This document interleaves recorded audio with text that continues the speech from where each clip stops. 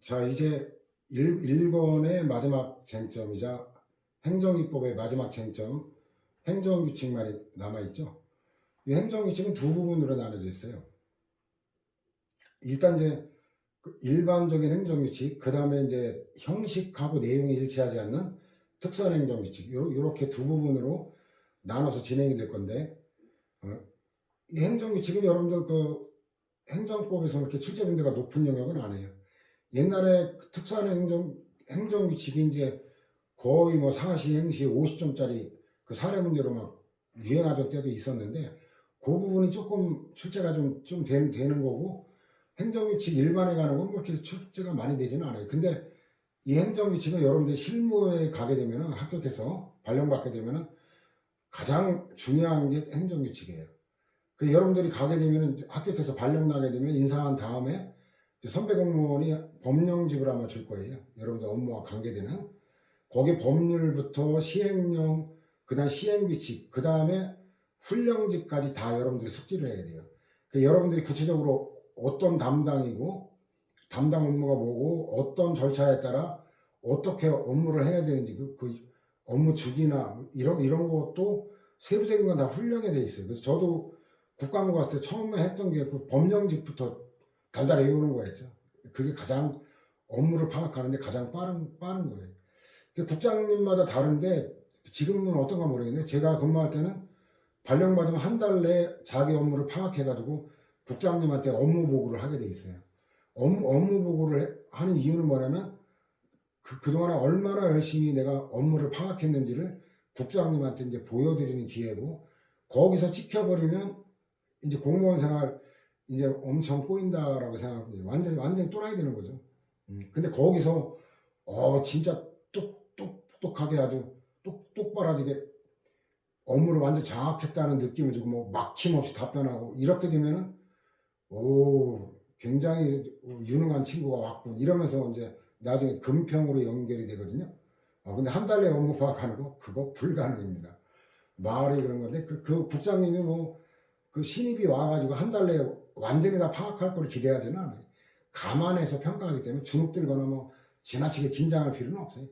그냥 신입 중에 이 정도만 해도 훌륭하다 정도만 보여주면 되거든요. 그래서 너무 국장이라고 해서 주눅들 거 없어요. 계급은 높겠지만, 저는 뭐 국방부 실세 장군 그 국장하고 뭐 회식하고 그럴 때도 뭐 그 할 소리 다 했거든요. 왜냐면 지금 당신이 나보다 높은 건 당신 능력이 나보다 원래 뛰어나서가 아니라 단지 그냥 우연하게 나보다 먼저 태어나서 먼저 공무원이 됐기 때문에 뛰어난 능력을 갖고 있는 거지, 뭐 내가 능력 자체가 네한테 밀리지 않는다, 내가 네 나이 되면 네보다 더 뛰어날 수 있다, 뭐 이런 근거 없는 거였네.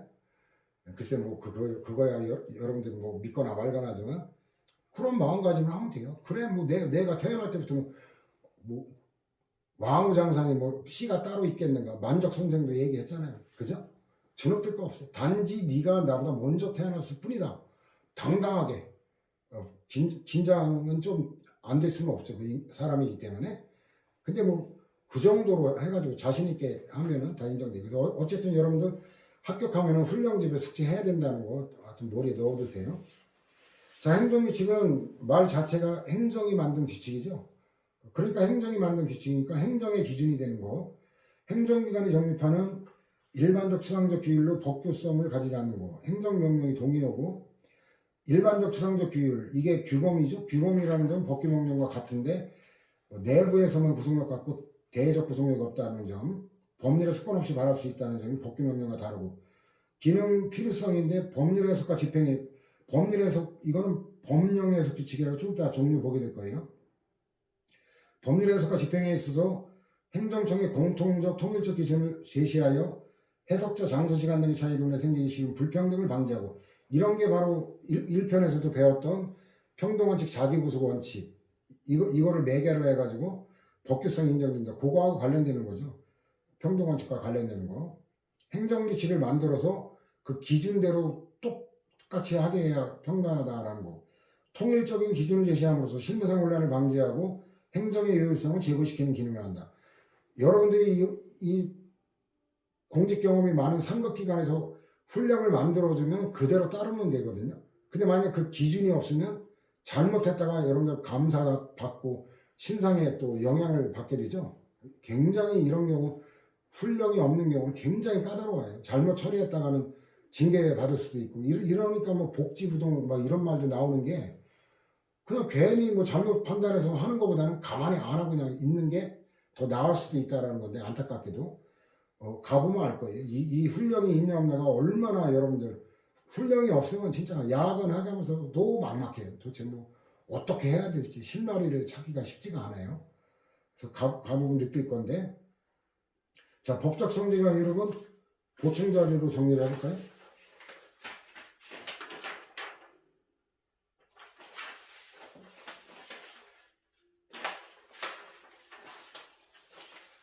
법규성은 대외적 구속력이 부정된다 그랬죠. 그 대외적이라고 하는 건 행정부 밖에 있는 법원과 국민을 구속하지 않는다는 거죠. 그러니까 국민이 행정규칙대로 따르지 않았다고 징계를 받나? 이런 일은 없죠. 국민하고 무관하죠.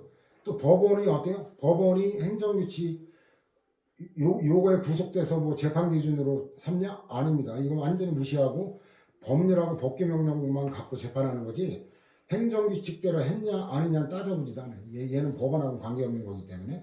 그래서 나오는 게 재판규범성 부정.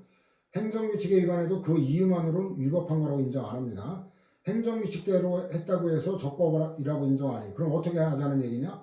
얘 무시하고 법규명령을 갖고 한다는 건데 불형식의 행정규칙은 형식은 불형 법규명령 형식인데 내용이 행정규칙, 형식과 내용이 일치하지 않는 거죠. 이거는 판례가 행정규칙서를 취하기 때문에 얘도 마찬가지. 얘도 인정하지 않는다. 청문도 마찬가지예요. 법률과 대통령령 형식. 근데 판례가 대통령령 형식은 불형과 달리 법규명령서를 취해요. 대통령령 형식과 행정규칙 내용인데도 이때 청문을 실시하지 않은 경우 위법이라고 해서 재판규범으로 받아주죠. 근데 불형 형식과 행정규칙 형식 규정이 없는 경우는 인정 안 합니다. 근데 예 판례 있죠? 이거 외워두세요. 건축사 사무소 그냥 그 정도까지만 외워두면 되겠죠.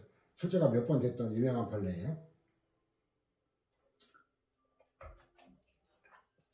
그 다음에 가중된 제재 처분. 이건 위반 행위의 수에 따라 그 가중 처벌되는 거.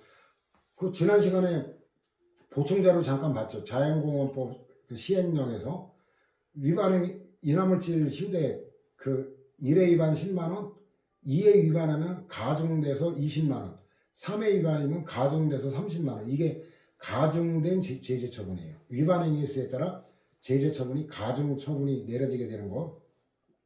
이게 이제 협의에서 이게 문제인데 지금은 이해가 안 돼요. 법률과 대통령령 형식일 때는 협의에서 인정해요. 건축사법, 의료법, 법률이죠. 대통령령, 건설기술관리법, 시행령 요거는 인정하는데 불형과 지방자치단체 규칙 형식 옛날에 부정하다가 전원합의체 판결로 협의의 소임만 인정하는 걸로 바꿨어요. 근데 법적 성질은 행정규칙설 이것까지 바꾼 건 아니에요. 협의 소임에 관한 결론만 바꾼 거지. 행정규칙 형식은 여전히 부정되고 그 다음에 그 다음 페이지 보충자료 보면 행정규칙의 법적 성리가 이렇게인데 법원성 1편에서 배웠죠. 판례면 법규성, 법원성 다 부정하는데 다수설은 법원성을 인정합니다. 그 다음에 법규성 관련해서 대내적 효력은 어느 학생이나 다 인정해요. 따라서 공무원이 행정규칙 위반하면 일반 국민과 달리 징계 책임이라는 법적 책임 부담하게 되는데 그 심재령 고검장, 대구고검장 항명사건 좀 이따 판례로 확인할 거고 대적 효력 또 사실적 효력은 다 인정하는데 우리는 사실적 효력은 아무 의미가 없죠. 법학에서는. 법적 효력인데 법규서는 직접적인 법적 효력을 인정하는데 행정의 민주적 정당성 행정도 민주적 정당성이 있기 때문에 인정해도 되지 않냐? 따라서 행정의 시원적 입법 시원적이라는 거는 누구로부터 말미암은 게 아니라 원래부터 입법권이 행정 입법권이 있다는 건데 이거는 받아들이기가 어려워요. 오센빌 교수인데 왜냐면 행정의 민주적 정당성은 국회만큼 크다고 볼 수도 없고 그 다음에 국회 입법권이지 행정 입법권을 시원적으로 인정한다는 것도 인정할 수가 없죠. 그래서 지지를 못 받는 거고 비법기설 간접적 이런 직접적 이런 다 부정하고 사실적 이런 걸 인정하는데 대법원 판례 주의적 입장에 다만 예 하나 있다고 그랬죠. 준법기설은 법적 구속력을 인정하되 간접적 의력 예 직접적인 게 아니라 평등원칙과 자기구속원칙을 매개로 해서만 인정하는 겁니까? 결국 얘도 넓게 보면 비법규설의 일종인데 다수가 헌법재판소의 입장이에요. 근데 대법원은 예 판례가 있는 거고. 자, 돌아올까요? 법계 개념 259에서 인용했던 건데, 규율은 법적 효과를 발생한다는 의미고, 이 규율의 종류가 네 가지가 있다는 거, 그 행정작용 분류 보충자료에서 처음에 봤죠. 그 중에 네 가지 규율 중에 일반적 추상적 규율이 규범이고, 규범에는 법규명령과 행정규칙까지 포함돼요. 근데 법규는 거기서 행정규칙을 뺀 나머지 법률과 법규명령까지만 법규라고 하는 거예요. 그 다음에 법규성 구정의 의미는 보충자료 종합 정리했기 때문에 넘어갈 거고, 대내적 이력도 내용은 봤기 때문에 판례 보면은 검찰청장이 출장 등의 사유로 근무지를 떠날 때에는 검찰총장의 승인을 얻어야 한다고 규정한 검찰 근무규칙, 이거 법적 성격은 행정규칙이고, 그 위반 행위는 직무상 의무 위반으로 징계사유에 해당한다. 심재륜 당시 대구 고등검사장이었는데, 그때 당시 검찰총장이 이제 김태정 법무부 장관이었어요. 근데 김대중 대통령 정권이었는데, 그때 국민의 정부라고 그랬죠. 국민의 정부.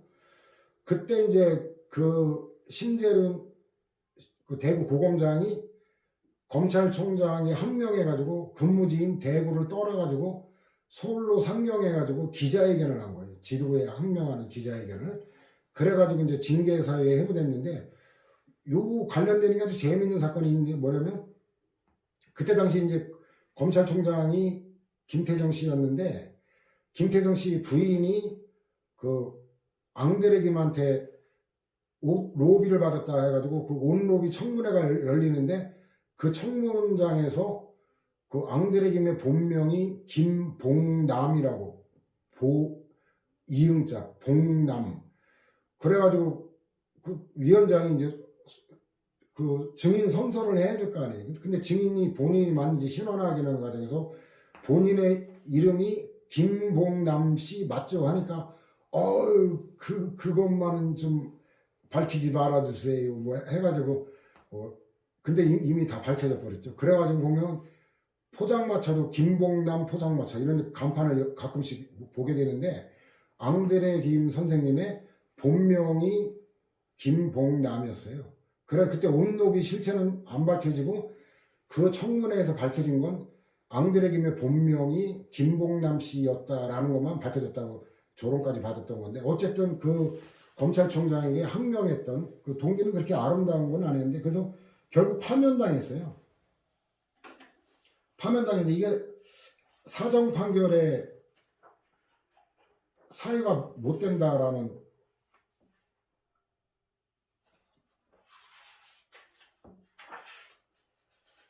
그 판례하고도 연결이 되는데,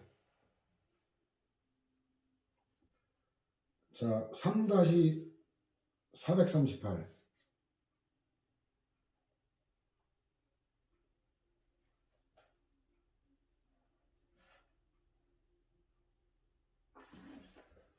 거기 관련 판례 보면 사정 판결을 부정한 판례죠.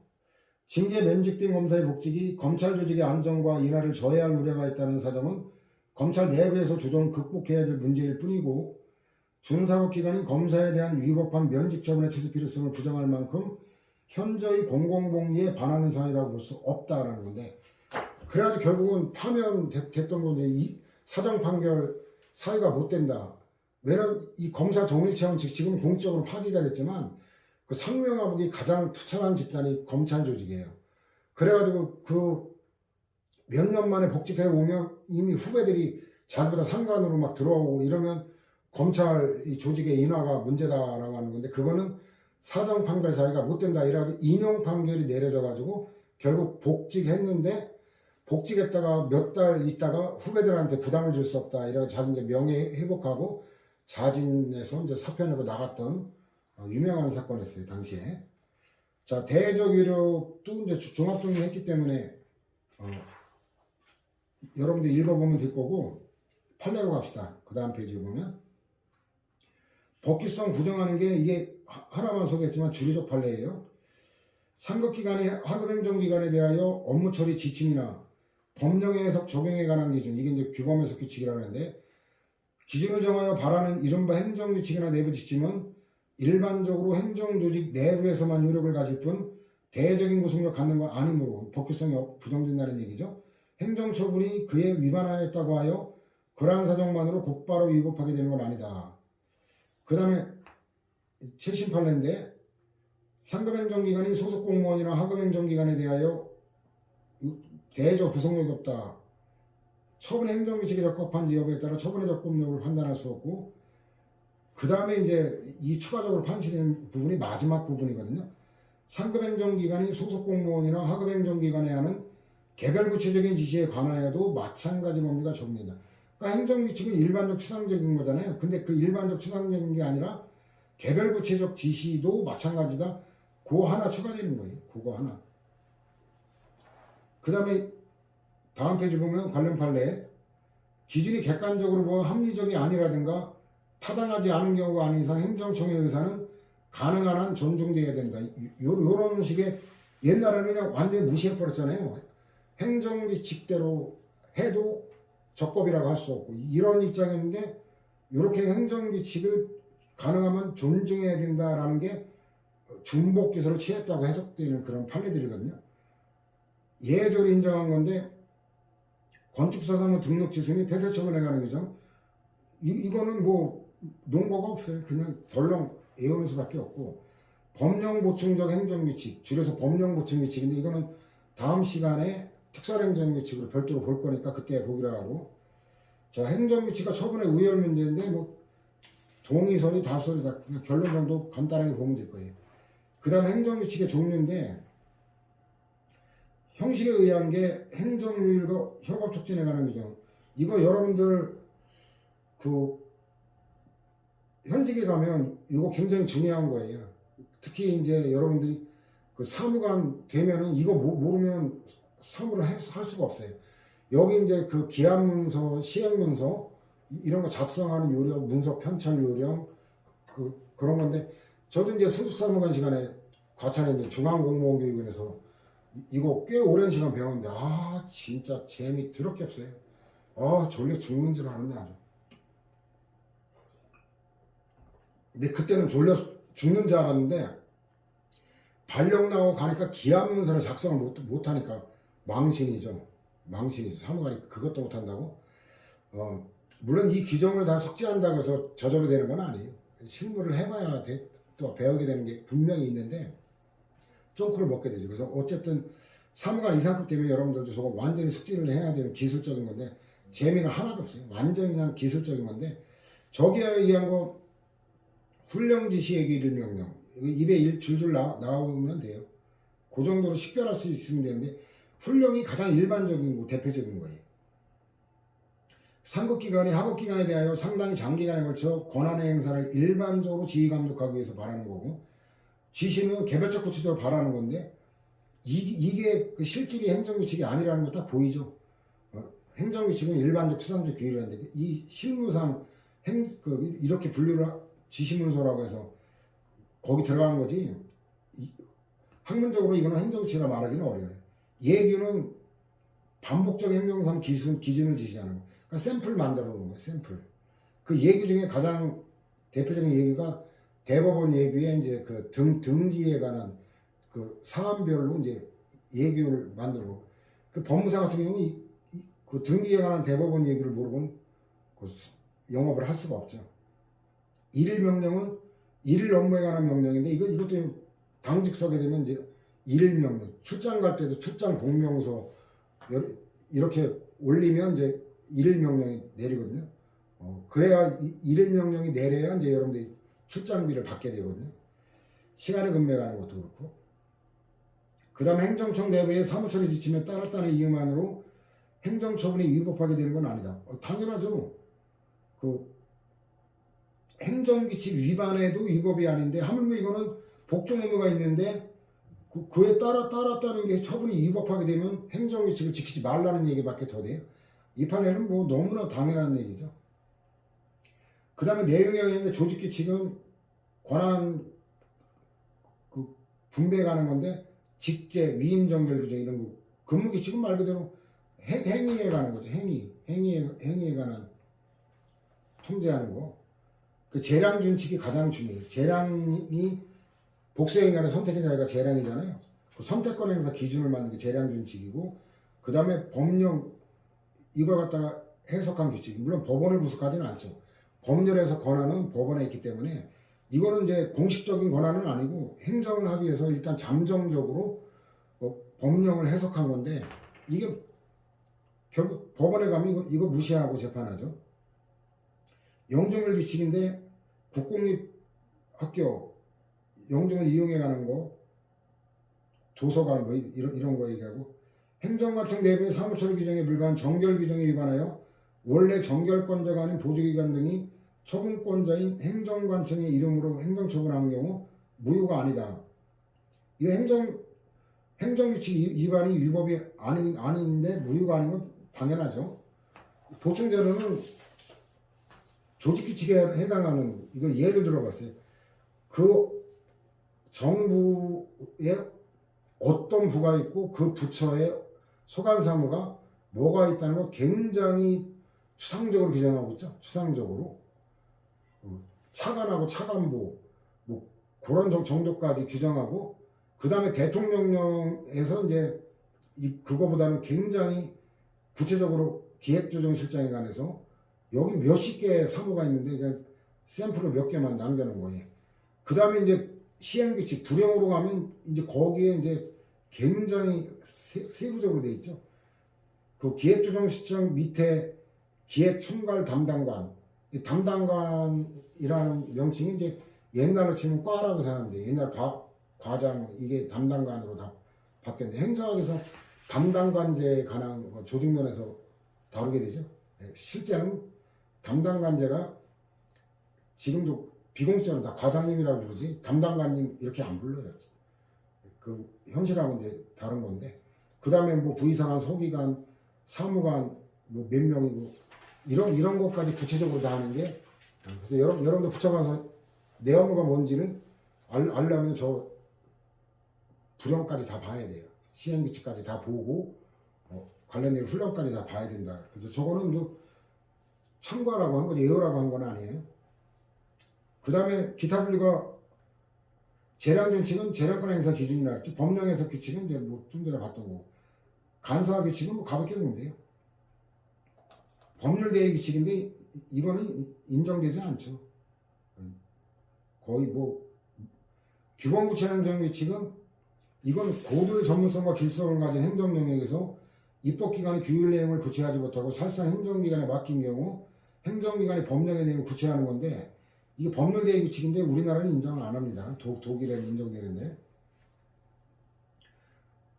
그 다음에 이제 부당한 공동행위, 자재인 신고자 등에 대한 시정조치 등 감면제도 운영고시 법적 성질 재량 준칙인데, 이를 위반한 행정처분을 위법하게 되는 경우 이거죠.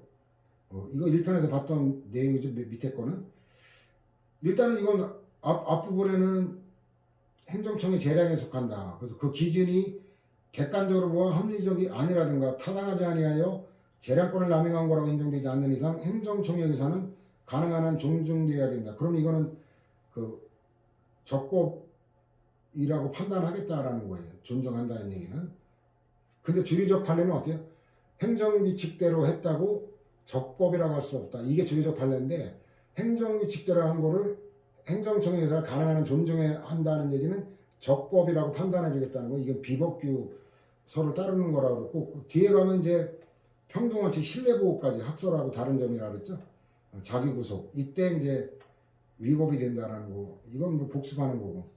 고시는 명칭이 고시라는 말인데 성질이 굉장히 다양해요. 법규명령도 있고 법령보충규칙도 있고 행정규칙도 있고.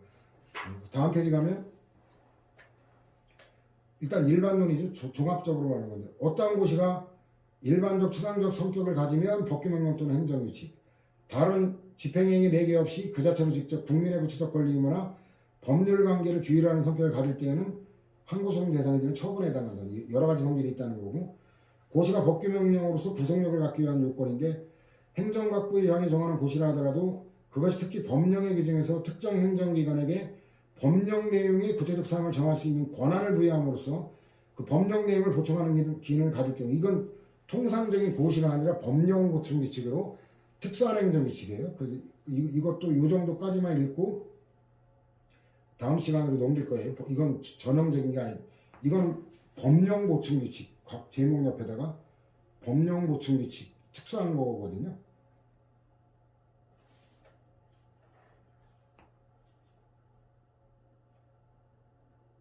그 다음에 전통사찰 보존법 시행령 대통령령이죠. 대통령령의 위임에 의한 문화부 고시 구호 중에 전통사찰의 부동산 양도과 신청서의 구비서류로 종파단체 대표자 승인서를 규정하고 있는 부분은 법규명령으로서 구속력 갖는 게 아니다. 가볍게 보면 돼요. 그 논거가 이제 강조한 부분 승인서를 구비서류로 하는 것은 실질적으로 개별 전통사찰의 부동산 양도의 소속 종파 단체 승인을 요구하는 거로 단순히 허가 신청사항을 특정하는 범위를 벗어난다는 거고 고시에서 승인서를 구비서류로 첨부하도록 규정하고 있는 부분은 결국 대외적 이력이 없다. 무효니까 뭐 대내적 대외적 다 없는 거죠. 그 다음에 이제 고시가 위임의 한계를 준수하고 있는지 판단하는 방법인데 이것도 뭐 종합적으로 살펴야 된다. 그래서 이런 거 가볍게 보면 될 거고 특별행정법 관리 종류에 따른 분류 이건 뭐 1편에서 배웠던 거죠.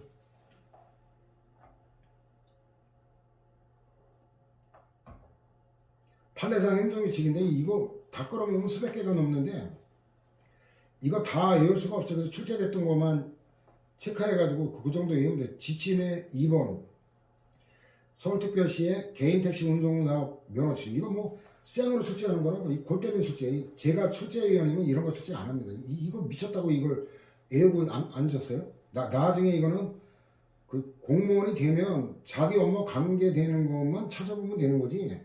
수험생 입장에서 저 뭐 논거도 없는 걸 생으로 다 외우라고 출제하는 건 미친놈이라 하는 건데 그 미친놈들이 가끔 있단 말이에요. 교수 중에 또라이 같은 또라이. 그래서 어쨌든 또라이 내비용이다 생각하면 돼요. 요즘도 한 또라이가 개막날이 멧돼지 짓거리 하고 돌아다니는 것 같던데 어떤 조직이나 그런 또라이들이 있게 마련돼. 6번 공정거래위원회가 제정한 부당한 지원행위 심사 지침 이건 아까도 잠깐 나왔었죠. 요지에 그 다음 7번 건강보험 심사평가원 원장이 보건복지부 장관의 고시에 따라 진료심사평가위원회 심의를 거쳐 행한 요양급여 비용의 심사기준 또 심사 지침 저도 못 이해해요. 솔직히 제가 수험생도 아닌데 이거 외울 이유가 없지만 그 다음에 이제 기준에 관한 거 뭐야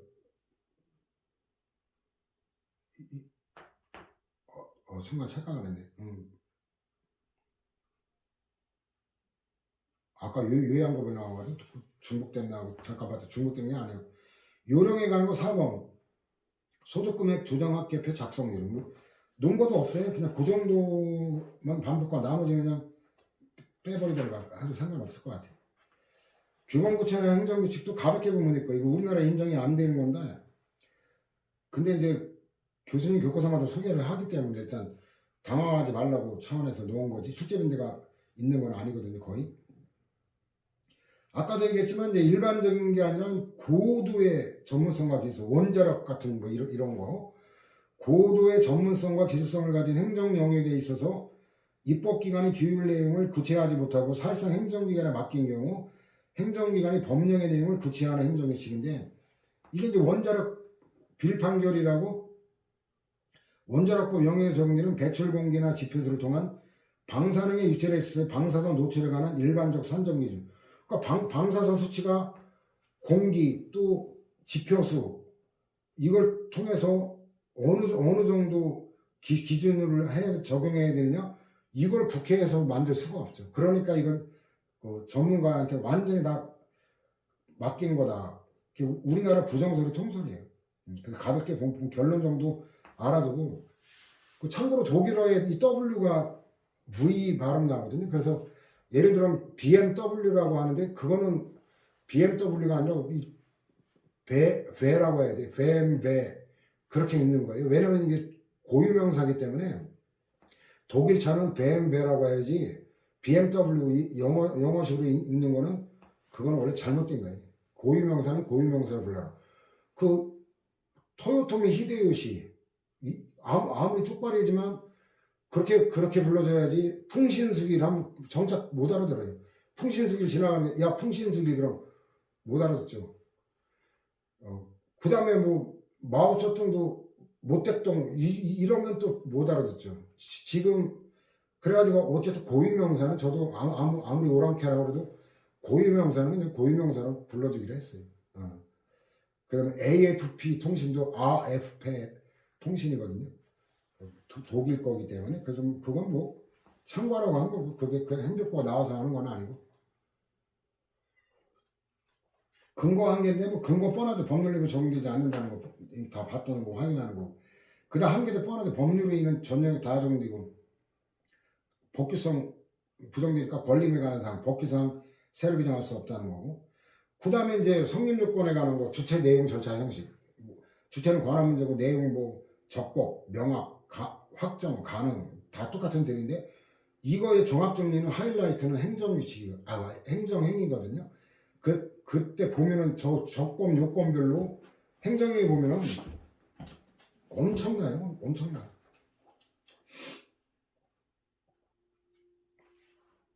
자, 208, 2권의 208에 보면 무효사의 취사. 그 주체 권한 문제 간단한 건데 주체, 그 다음에 내용, 그 다음에 절차, 형식 어때요? 엄청난 판례들이 쏟아지고 있죠. 그래 여기는 맛보기 그냥 간단하게 보면 되고 주체 내용, 절차, 형식 이틀로 가볍게 보면 될 거고 효력 발생 요건은 공포를 이용하지 않는다 그랬죠. 그 적당한 방법으로 도달하면 된다 그랬고 판례도 마찬가지죠. 국세청을령은 행정규칙이기 때문에 공포를 이용하지 않는다. 그 다음에 뭐 개인 택시 운송사업면허 업무처리 요령 행정규칙이다. 따라서 법규명령과는 달리 공고등의 방법으로 예부에 고지되어야만 효력이 발생한다고 볼 수 없다. 하자 요구인데 처분이 아니면 무효밖에 없다라는 거죠. 이거 법규명령하고 똑같죠. 상위법령을 위반한 행정규칙 이런 건 당연 무효이고 당연 무효이면 대외적인 건 말할 것도 없고 대외적인 건 원래부터 없었지만 내부적 효력도 인정될 수 없다. 이건 당연한 거죠. 무효니까 일체 효력이 다 없다. 그 다음 행정규칙의 내용이 상위법령에 반하는 경우 당연 무효다. 이것도 뭐 당연한 결론이에요. 하여튼 무효 사유밖에 없다. 그 다음에도 마찬가지죠. 대부업자 등이 금전대부 계약과 관련하여 쌍방대리 형태의 촉탁 행위를 할 경우 공증인에게 촉탁을 거절할 의무를 부과하고 있는 집행증서 작성 사무지침 이것 무효다. 하자가 있으면 무효다라는 거고. 공무원의 심사권에 관한 거는 강론에서 중요한 논점인데 총론에도 관련되기 때문에 어차피 알아둬야 돼 누구나.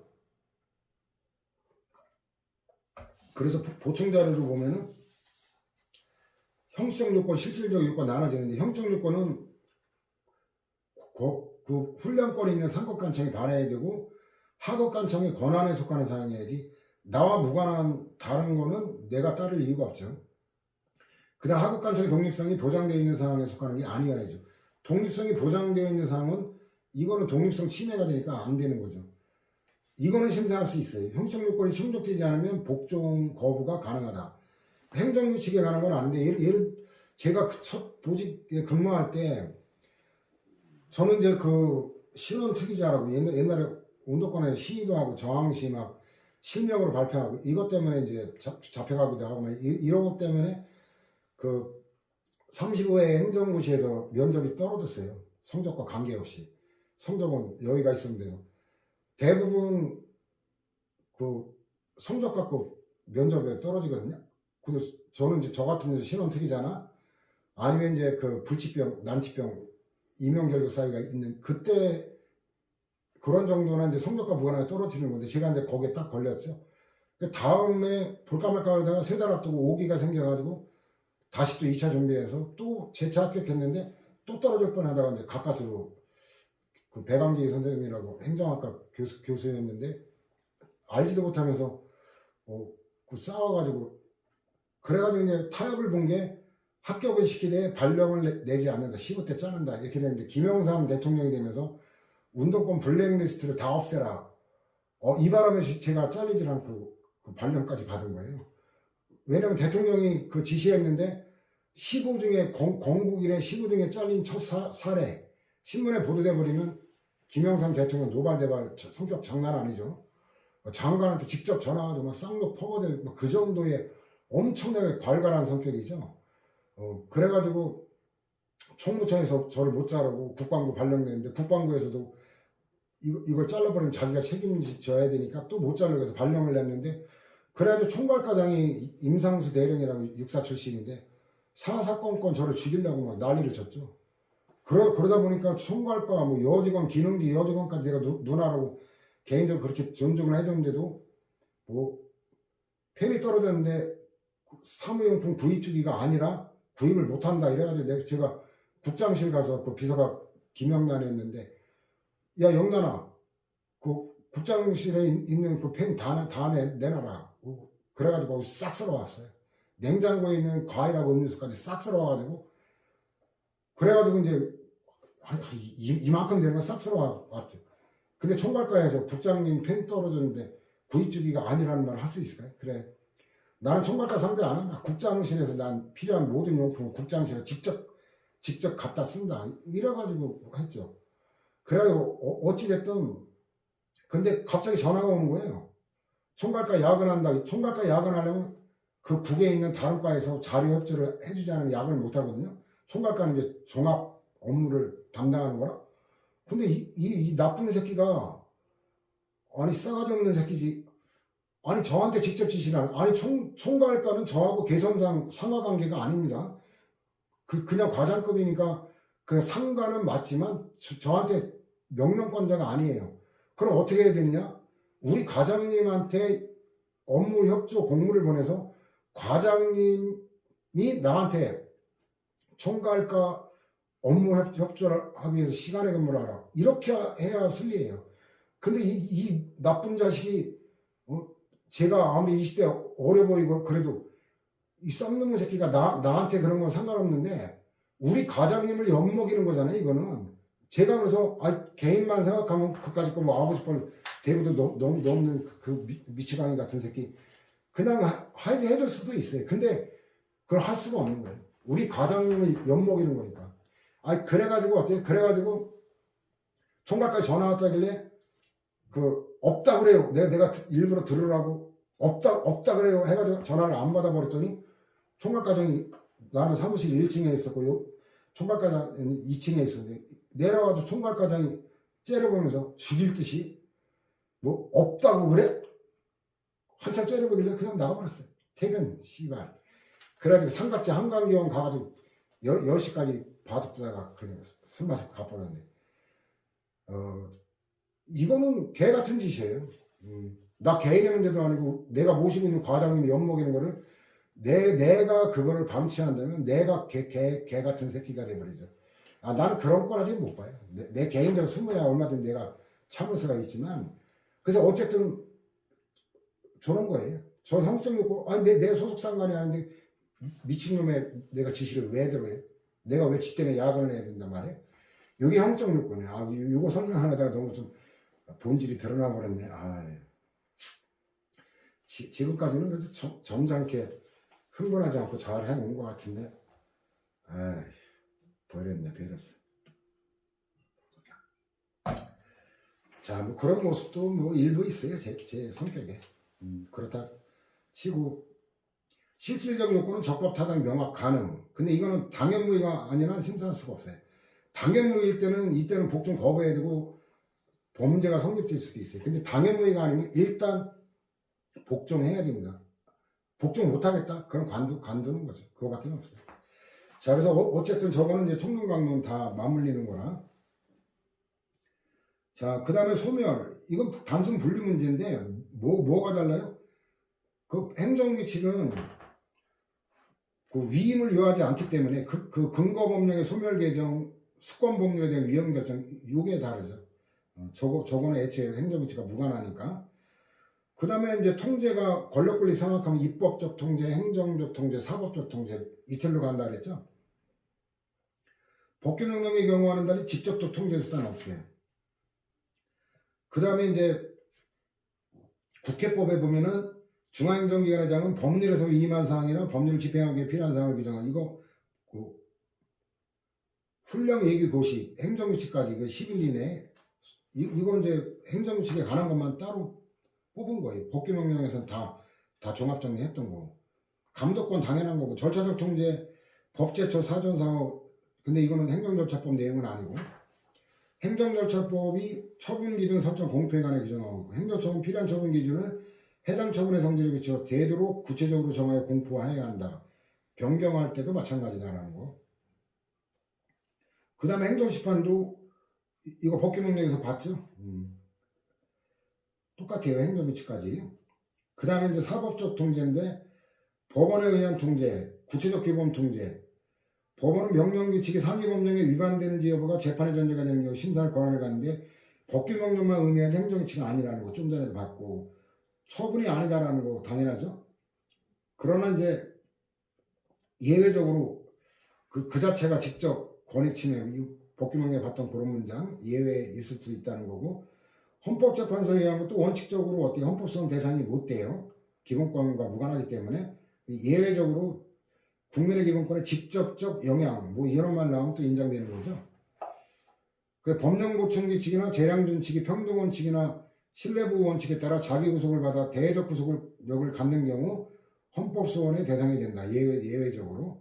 민중 통제는 뭐 간접적이라 한계는 법규 명령하고 똑같죠. 자, 오늘은 여기서 마치겠습니다. 수고 많았습니다.